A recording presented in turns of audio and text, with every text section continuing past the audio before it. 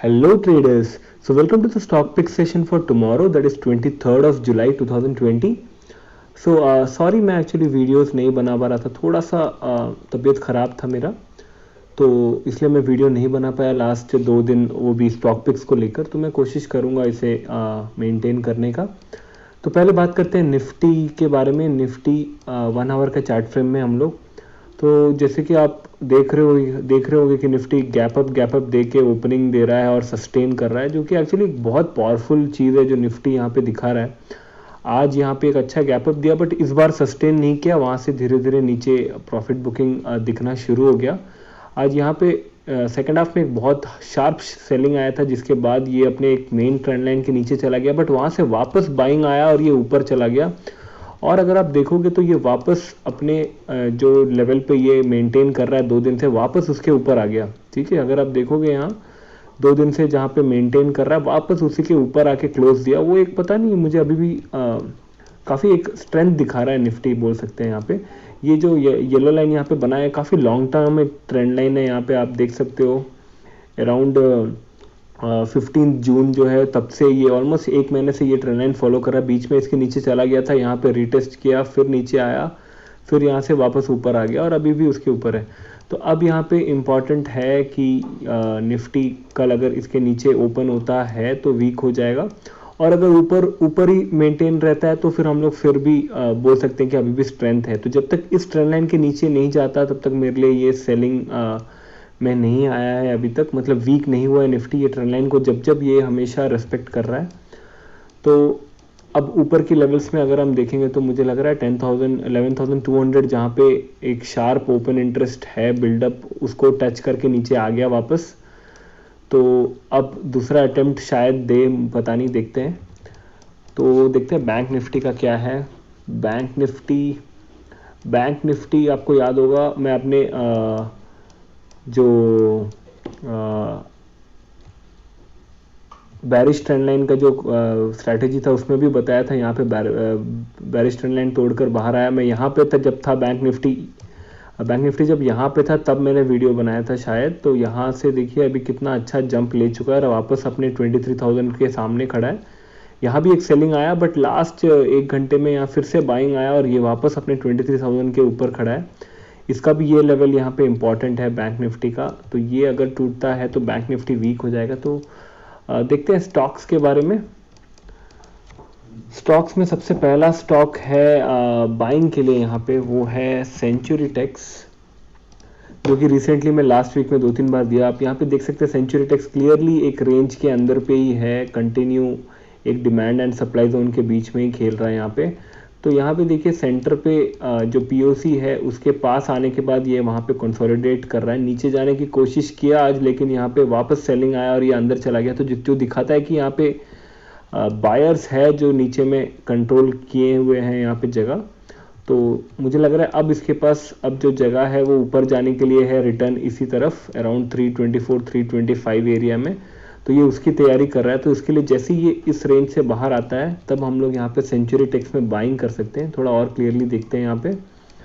तो century takes में buying करने के लिए हम लोग को ज़रूरत है इस लेवल से ऊपर जाना, दैट इज़ अराउंड 313 के ऊपर जाते ही हम सेंचुरी टेक्स में बाइंग कर सकते हैं। जैसे ही उसके ऊपर जाते हैं तो यहाँ पे थोड़ा नीचे स्टॉप लॉस लगाना पड़ेगा।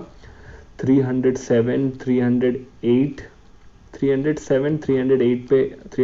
पे लगा सकते हैं स्टॉप लॉस। और ऊपर की तरफ सॉरी यहाँ पे ओके, और ऊपर की तरफ आप सबसे फर्स्ट टारगेट यहाँ पे ले सकते हो। ये जो पॉइंट है यहाँ पे वो बनता है अराउंड 318 का। 318 के बाद जो नेक्स्ट टारगेट है वो सीधा बनता है यहाँ पे 326, ये जो इसका ऊपर का रेजिस्टेंस है वो। तो एंट्री जो है 313 पे और स्टॉप लॉस 308 पे, और मैं इसमें बाइंग दे रहा हूँ क्योंकि यहाँ पे सस्टेन कर रहा है, सेंट्रल पीओसी के ऊपर में सस्टेन कर रहा है। आज नीचे जाने का कोशिश किया बट वहाँ पे क्लियर बाइंग आया और वापस उस एरिया के अंदर चला गया प्राइस। तो ये एक स्ट्रेंथ है मेरे हिसाब से।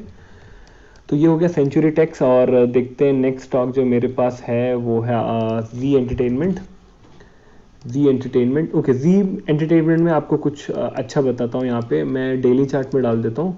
देखिए यहाँ पे हम लोग को इम्पोर्टेंट क्या है कि हम लोग को ढूंढना है वॉल्यूम्स। जब वॉल्यूम्स में अचानक से चेंज आता है तो समझ लीजिएगा कि कहीं ना कोई या तो बायर्स या फिर सेलर्स इंटरेस्टेड है। अगर मैं आज जो पॉइंट से जील रिबाउंड हुआ, अगर मैं वहाँ पे एक बेस बनाता हूँ तो आपको यहाँ पे दिखेगा कि वो एक स्ट्रॉन्ग सपोर्ट है जील के लिए।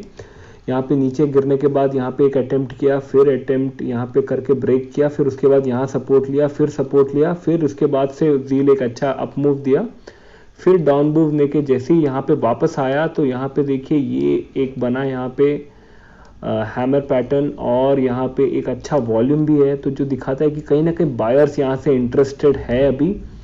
तो अगर मैं यहाँ से एक बेरिश ट्रेंड लाइन बनाऊं तो अब लग रहा है कि धीरे धीरे जील इस बेरिश ट्रेंड लाइन को टेस्ट करने जाएगा यहाँ तक। ठीक है, तो कल मुझे लग रहा है इसका फॉलोअप मूव आना चाहिए जील का। एक बार 1 आवर के चार्ट में जाते हैं ताकि और क्लियरली बना पाए।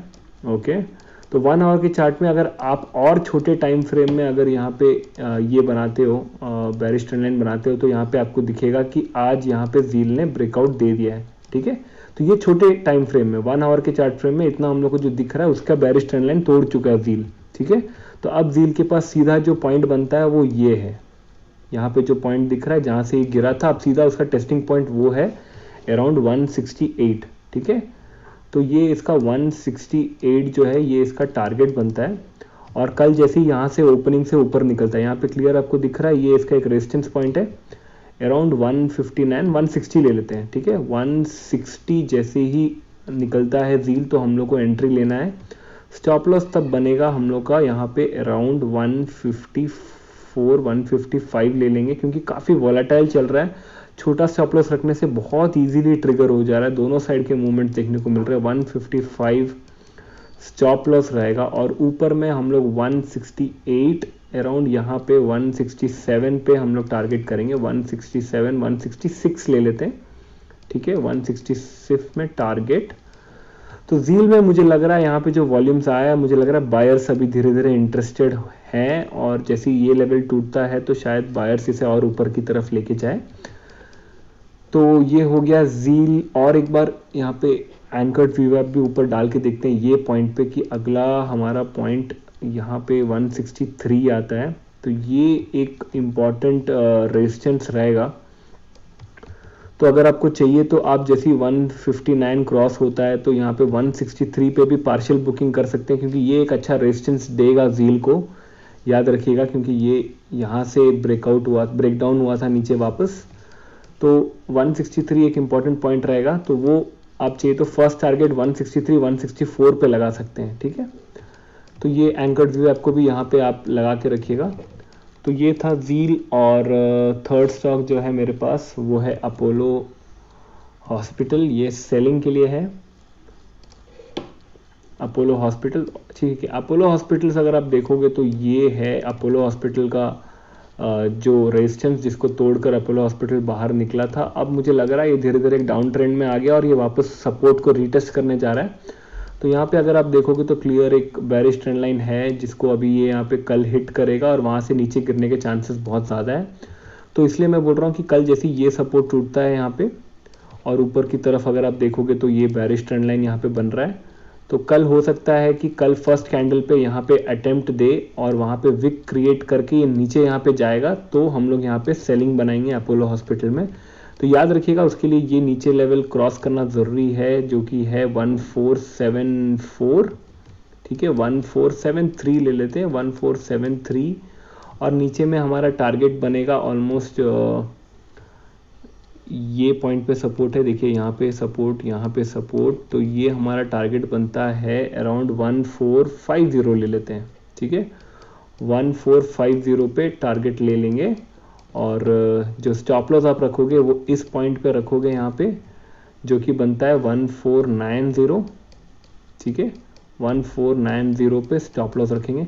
तो फर्स्ट कैंडल का वेट कीजिए, क्योंकि आजकल सुबह यही हो रहा है, फर्स्ट कैंडल जो आता है वो फुल ग्रीन बन के बाहर निकलने की कोशिश करता है, उसके बाद विक क्रिएट हो जाता है, सेलिंग शुरू हो जाता है, और उसके बाद ये नीचे आता है। तो इसलिए ये जो सपोर्ट है उसको तोड़ने का वेट कीजिए, ये सपोर्ट टूटने के बाद हम लोग सेल कर सकते हैं। ये हो गया अपोलो हॉस्पिटल। और एक बार ये कैंडल के ऊपर भी एक बार एंकर्ड व्यू आप मार के देखते हैं, क्योंकि ये एक हैवी कैंडल है यहाँ पे, तो ये देखिए ये कैंडल यहाँ पे क्लियर इसको रेजिस्टेंस दे रहा है। ये जो यहाँ से जो ब्रेकआउट कैंडल आया वो ये कैंडल है, इसलिए मैं उसके ऊपर एंकर्ड वीवैप मारा। तो ये अभी यहाँ से शायद कल निकल के एक और बार यहाँ से रिजेक्ट होने दीजिए, फिर नीचे गिरेगा तब हम लोग सेल करेंगे। ठीक है, क्लियर हो गया। और जो नेक्स्ट स्टॉक लास्ट स्टॉक है मेरे पास वो है बालकृष्णा, जिसमें कुछ बहुत अजीब हो रहा है, इसलिए मैं उसको सेलेक्ट किया आपको दिखाने के लिए कि यहाँ पे कुछ तो एक अजीब सा कुछ हो रहा है। अगर आप देखोगे तो यहाँ पे एक ट्रायंगुलर पैटर्न में कंप्रेशन हो रहा है, आपको दिखेगा क्लियरली। ठीक है, यहाँ पे एक ट्रायंगुलर पैटर्न में कंप्रेशन हो रहा है। नीचे की तरफ आप देखोगे तो यहाँ पे एक सपोर्ट है नीचे की तरफ में, यहाँ पे देखिए यहाँ पे क्लियर एक सपोर्ट है। तो अगर यहाँ पे नोटिसेबल क्या है कि ये जो बड़े बड़े कैंडल्स आपको दिख रहे हैं हर दिन, ठीक है, ये सारे कैंडल्स जो है वो है first candle of the day mostly.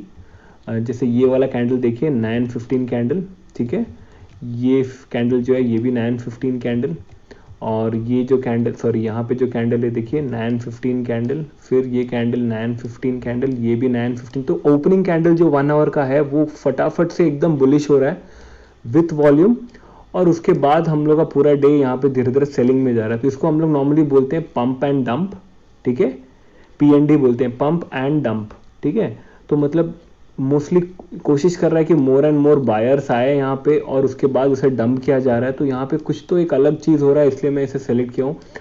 तो क्योंकि बालकृष्ण इंडस्ट्रीज बहुत ऊपर ट्रैवल कर चुका है, अगर आप देखोगे तो कोविड पे जो फॉल आया था यहाँ पे, अभी वहाँ से ऑलमोस्ट उससे भी ज़्यादा ऊपर में यहाँ पे सस्टेन कर रहा है। ठीक है, ऑलमोस्ट वो लेवल को टच करके आया है।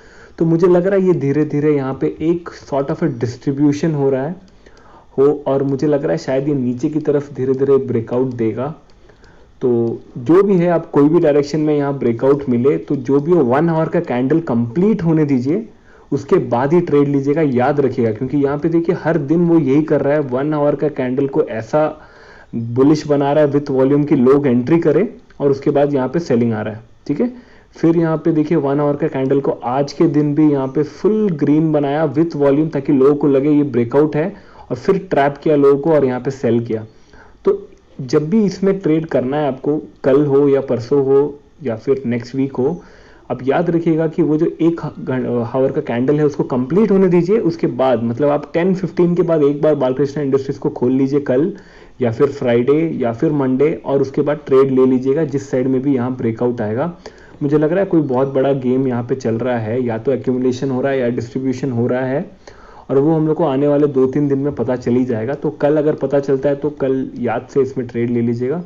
तो ये था 4 स्टॉक्स जो कल के लिए है, और मैं कोशिश करूँगा वापस अपना एंकर्ड वीवैप का जो मैं ट्रेनिंग प्रैक्टिस सेशन कर रहा था उस पर वापस करूँगा, क्योंकि मैं यहाँ पे एक स्ट्रैटेजी पे काम कर रहा हूँ एंकर्ड वीवैप का। अगर वो हो जाता है तो मैं उसके ऊपर भी एक वीडियो बनाऊंगा, जो कि एक्चुअली बहुत अच्छा आउटपुट दे रहा है एंकर्ड वीवैप इंट्राडे के लिए।